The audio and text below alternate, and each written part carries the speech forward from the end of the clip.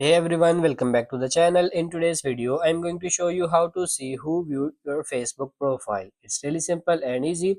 First of all, open the Facebook application and then simply tap on your profile picture in the top right corner and then simply tap on your name or this profile picture here.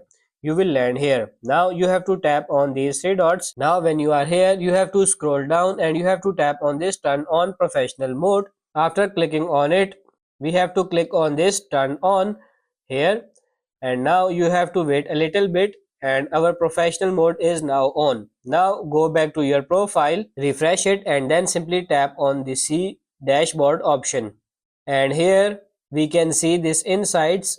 We have to click on it. After clicking on insight, now we will be able to see the insights, and here you can see how many people view your profile or visit your profile.